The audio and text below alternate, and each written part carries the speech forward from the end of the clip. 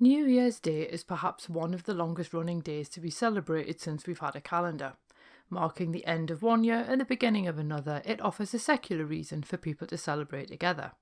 It's been a time associated with gift giving, visiting friends, and attempting to predict the fortunes of the year ahead. Unsurprisingly, it's also been a time of rituals and superstitions designed to influence the coming year. From peering into the ashes and refusing to lend out items, to visiting orchards and noting the movement of the wind, we have plenty of New Year folklore to dive into.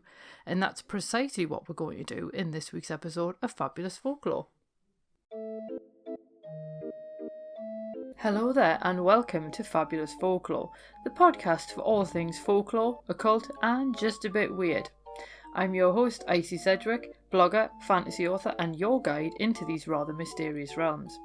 I've got some rare things to show you, so come on in, take a look around, but be careful not to touch anything. These things sometimes bite.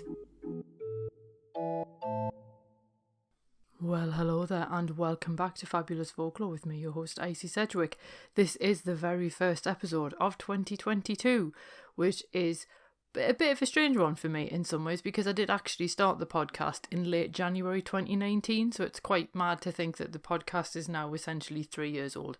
But I will actually return to that when I can find out when the actual anniversary is, because I can't remember off the top of my head. But either way, Happy New Year, welcome to 2022. But we are going to just jump straight in because there is a lot of content to get through in this particular episode of New Year's Day folklore. And we are going to start off with New Year's Day in the calendar, which sounds a little bit dry, but it's worth having a look at where the date actually came from in a calendar sense in order to basically know why people started celebrating it the way that they did. And in ancient Rome, the first day in the month was known as the calends, and the calends of every month was actually sacred to the goddess Juno. And it was also the time when the Vestal Virgins would tend the sacred fire in the temple of Vesta. Now, the month of January itself was actually named after Janus, the god of beginnings, and he's the god that you often see with one face looking back into the old year and the other face looking forward into the new year. And in the Roman agricultural year, no hard outdoor work actually took place between the winter solstice and the rise of the west wind, which is basically December the 21st until February the 7th. So the calends then falls within that particular period. But New Year gets a little bit more pizzazz than the other months because the Romans actually celebrated the calendar from the 1st to the 3rd of January. So where every month had some kind of celebration, the specific one in January got a little bit more.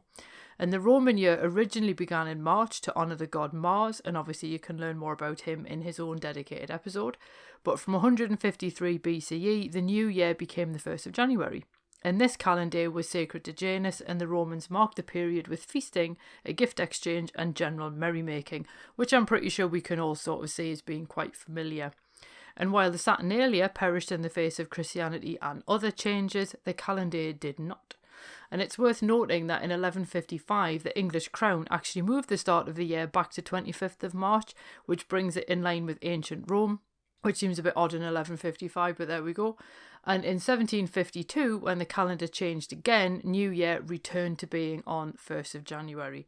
Now, despite this, Ronald Hutton does note that people continue to observe New Year's Eve and New Year's Day on the 31st of December and 1st of January, despite what the official calendar said. And by the 1720s, exchanging presents at New Year was a common custom. Now, people did actually hold feasts at New Year in the medieval period, and they would celebrate New Year as part of the 12 days of Christmas, because New Year's Day actually falls on day 8.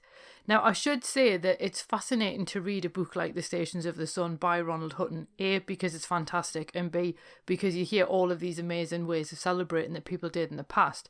Whereas now it kind of feels like all we really do, in England at least, is set New Year's resolutions that we know we're going to have broken by the 7th of January, and then have parties or something to see in the new year. And that's pretty much it. So I'll be fascinated to see what other people are doing for New Year, so please do feel free to let me know. Now, we are going to move on to actually greeting the new year, and I'm not going to cover first footing because obviously I have got a separate episode on that. As I say, so I'm not going to cover that again, but we are going to have a quick look at how people actually greeted the new year itself. And I found an old New Year's greeting from Cleveland in Northern England, which ran thus: I wish you a Merry Christmas and a Happy New Year, a pantry full of roast beef and a barrel full of beer. And young men would apparently shout this through their neighbours' keyholes on New Year's Day. Ringing in the new year with literal bells is also a custom, and 12 bells were added to the belfry of St Paul's Cathedral in 1878. People gathered to hear them ring in their first new year that year because it was quite an auspicious occasion. But then people enjoyed it so much that crowds began to gather every year to hear the bells welcome in the new year, and thus a tradition was born. Because that's ultimately all traditions actually need, let's be honest. It's just someone to do a thing and then everyone to repeat it again a certain period of time later and then again. And thus, boom, tradition. Anyway, the focus from celebrating at St Paul's moved to Trafalgar Square pretty much after the Second World War, and in recent years it's then moved down to the Thames for the fireworks display, and I did actually see that, which would have been the year 2008 going into 2009. It is spectacular, but you do find yourself standing around for about 6 hours before there's even a sniff of fireworks, so it's not exactly for the faint-hearted.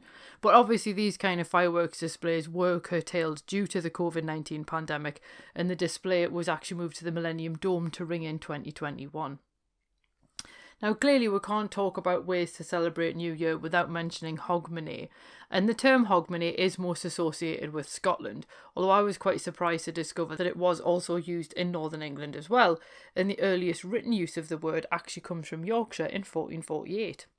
And between the 15th and 17th centuries, there was an emphasis on visiting people and giving gifts at New Year.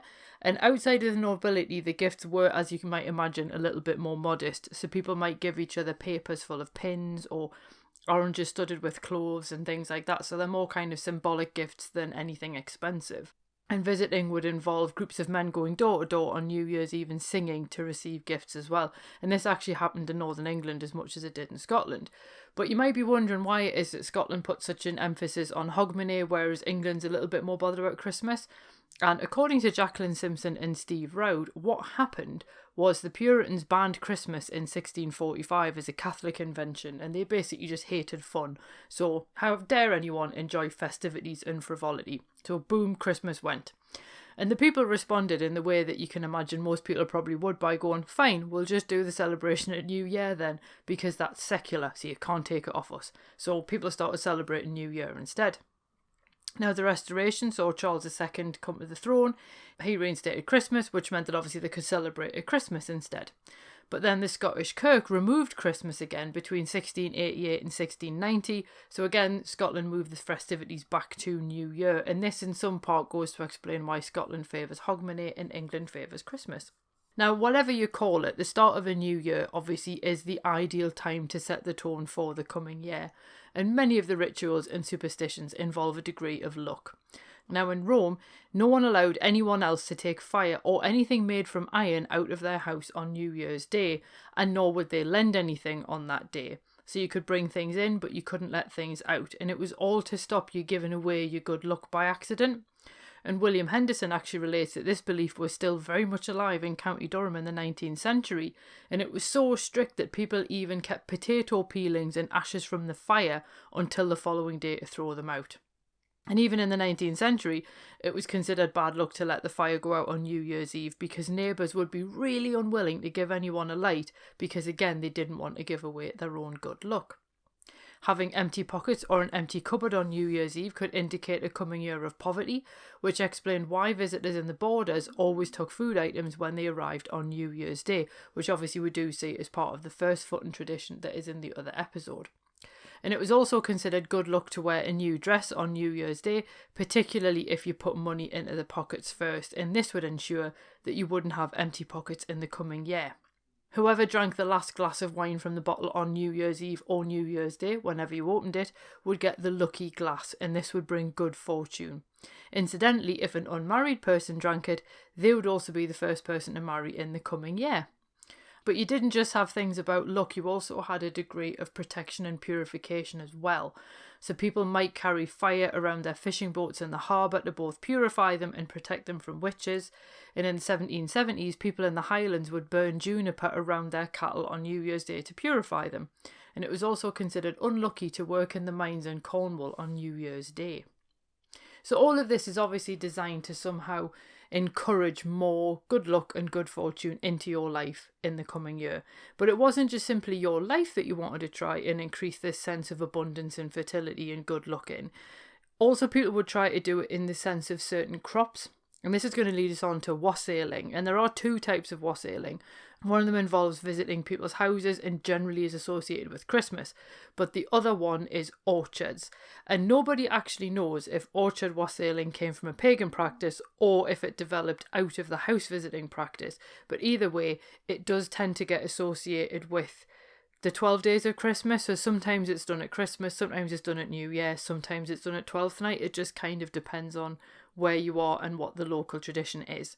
Now, Jacqueline Simpson claims that the earliest reference to orchard wassailing dates to 1486, whereas Ronald Hutton says it first appears in writing in 1585 in Kent. But either way, you can see that orchard wassailing has a really, really long history.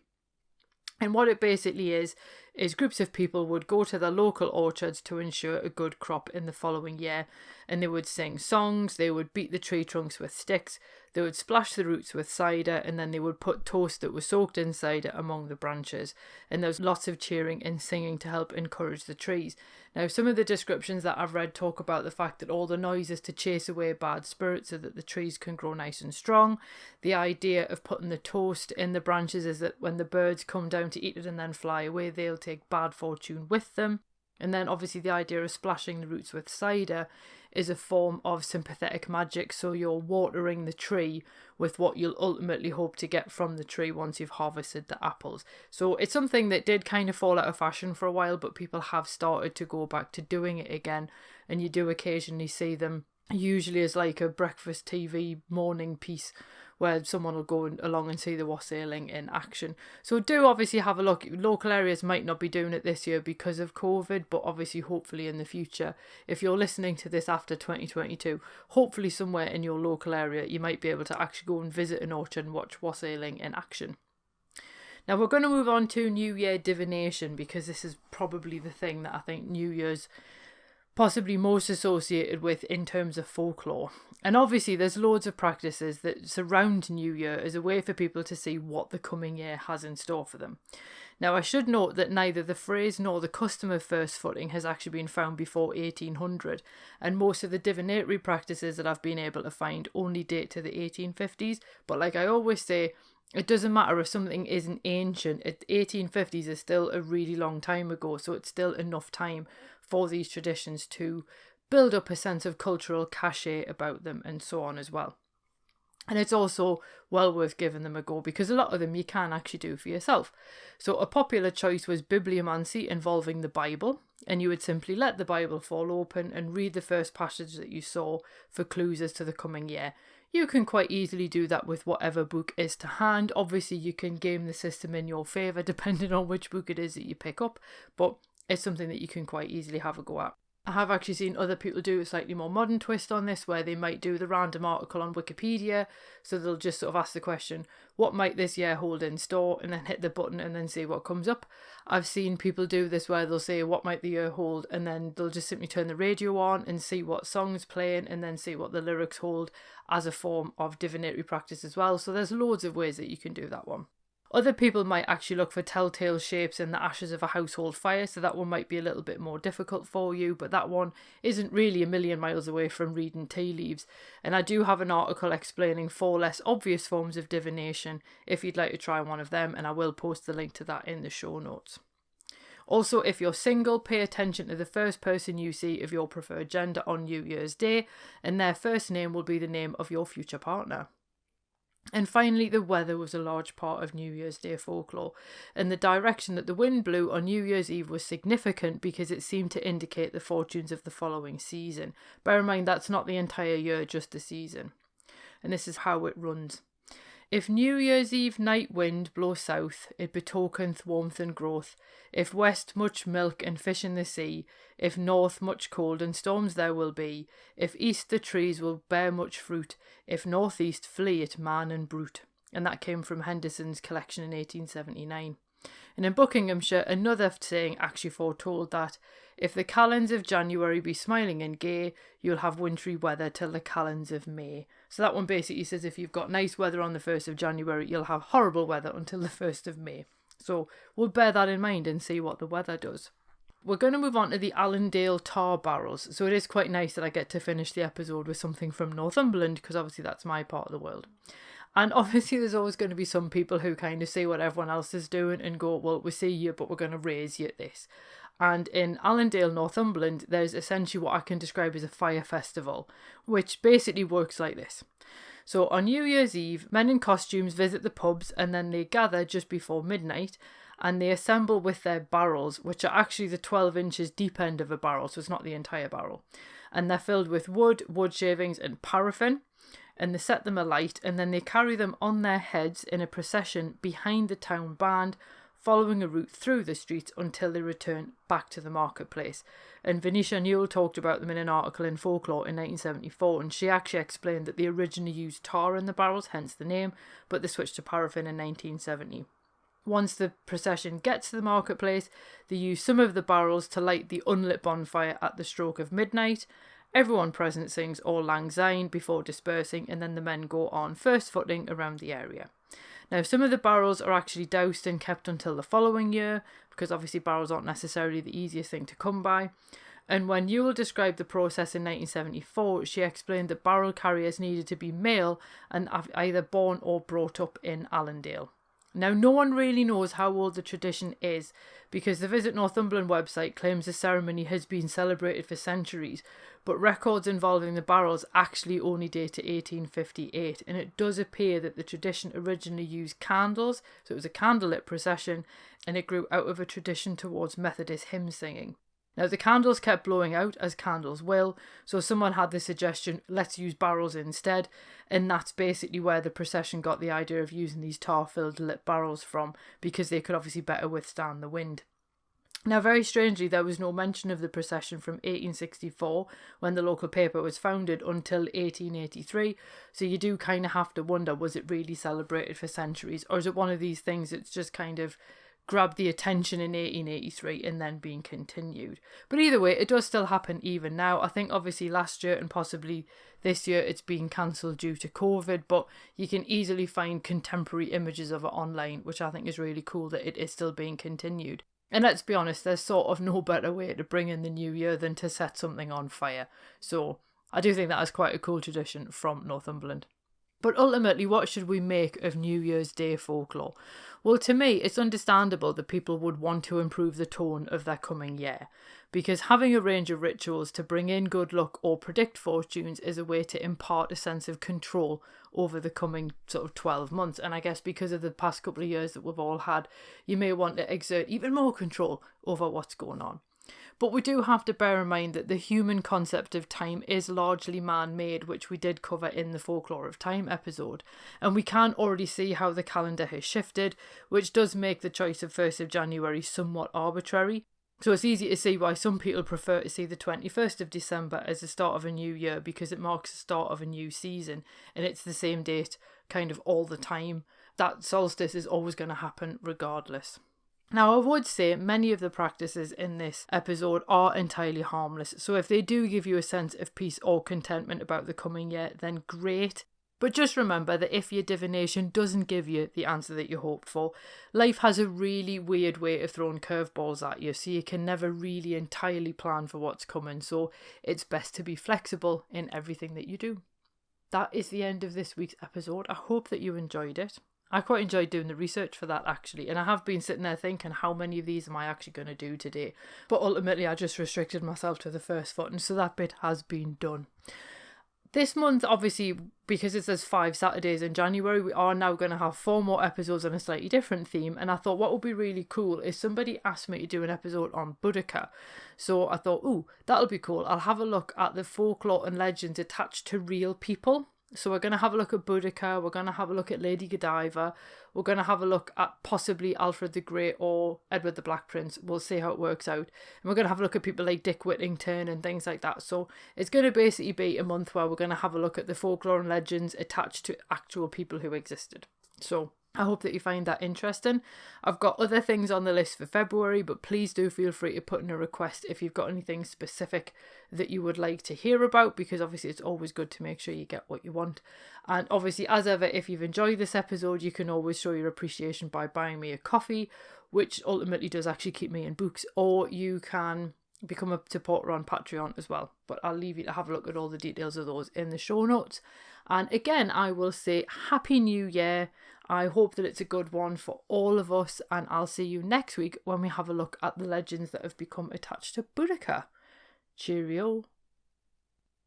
Well, thank you for listening, and thanks for visiting Fabulous Folklore. I hope you enjoyed your stay. If you did, why not consider subscribing in your podcast app of choice? If you enjoy the show, why not leave me a review and help other listeners to find it as well? And if you'd like bonus exclusive episodes of the podcast, then why not support me on Patreon? It does help me to keep the show going, and it means that you get a little bit extra every month as well. And you can find all of the necessary links in the show notes below. So without any further ado, I will bid you adieu, and I hope that you have safe travels wherever you're going on to next.